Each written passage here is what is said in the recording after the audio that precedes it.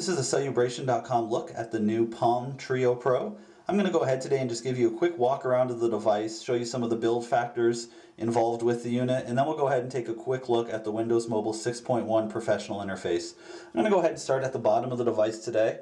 The first thing you'll notice here is that there is a USB port that is used for charging the device as well as for data syncing, and that's located right there. Next to that, we have a very nice setup here with a 3.5 millimeter headphone jack. This is perfect for any audiophiles who may have their own headphones they want to hook up to their unit. It also means you don't have to share the USB port when listening to music.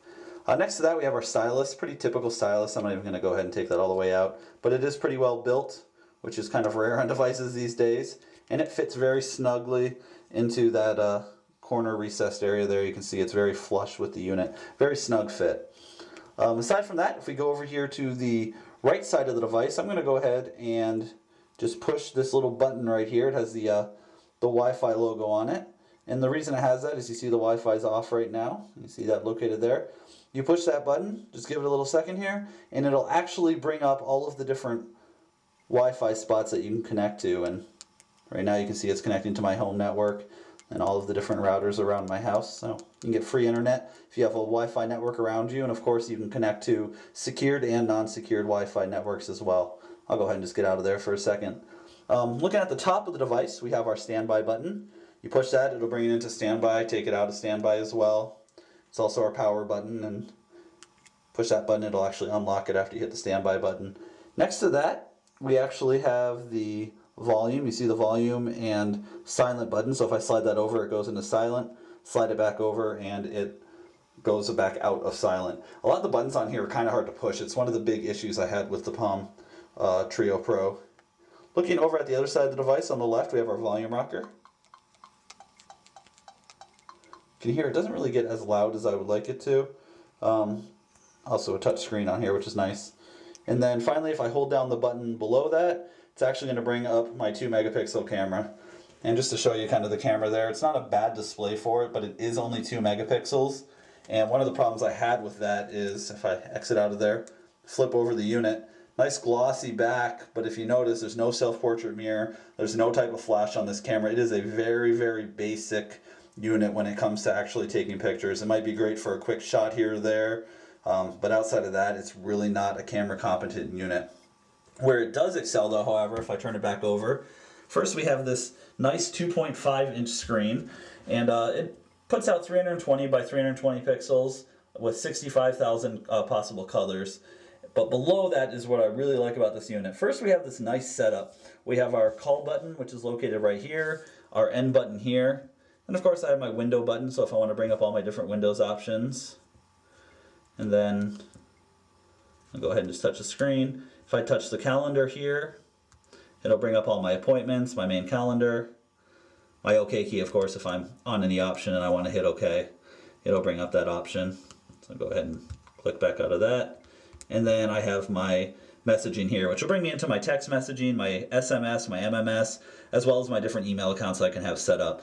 I can actually use Exchange Server on this. It is Windows Mobile 6.1 Professional, like I stated earlier, so you can connect right to your Exchange Server. Makes it a great work computer with still a little bit of style in it. Below those, now we have, of course, the D-pad here, which can be used for navigation, but again, you can use the touch screen as well. And then, of course, I can hit the Palm logo, and that acts kind of as an OK key as well. Below that, we have a QWERTY keyboard. You can see it is a pretty basic QWERTY keyboard. There's not a lot of shortcut buttons. If you look at like an HTC Touch Pro, you'll see there's shortcut buttons to the web. There's pretty much shortcut buttons to do everything on those units. We do have a search button right down here. However, it is pretty basic in that sense. I think what Palm was really trying to do here was get maybe business users who wanted a more stylish device but still wanted it to be small and sleek into the unit. So they included the QWERTY keyboard on a smaller size device, and so they cut out a lot of those shortcut keys you'd see on the bigger units. But it's still very nice, and it is still very functional. In fact, let me go ahead and unlock the unit again. Okay, there you go, it's unlocked. You can see when I hit any of the numbers, which are on the white here, you can see 1, 2, 3, 4, 5, 6, 7, 8, 9, 0. Brings them up very quickly in that part of the screen. So it is very sensitive. The keyboard does work very nicely. The speaker's not too bad on there, but could have been better. And then of course I have my contacts button on the screen, and my internet button, which of course I can push as well to connect to the internet. You saw it does actually pop up pretty quickly on here. Pretty standard, has a Qualcomm processor in it, so not too bad overall. The unit itself also does feature a micro SD card slot, which means you can use cards right now are available up to 16 gigabytes, which is very nice. It also has, aside from the Wi-Fi that I was showing, the use of pretty much international 3G. It does have the 850 and 1900 megahertz as well as the 2100 megahertz. So you can use high-speed 3G in the US and as you travel abroad. It also does have support for Edge and GPRS as well, which are some nice features.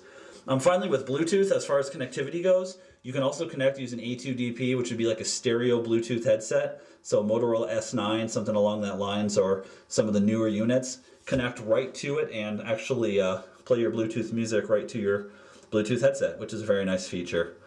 So that was just a quick look at the Palm Treo Pro. Make sure you head over to Celebration.com. There's a posting that has all of the full specs for the device. You can also put your own reviews on the site and look at editor and user written reviews as well. So again, that's the Palm Treo Pro. Check it out at Celebration.com.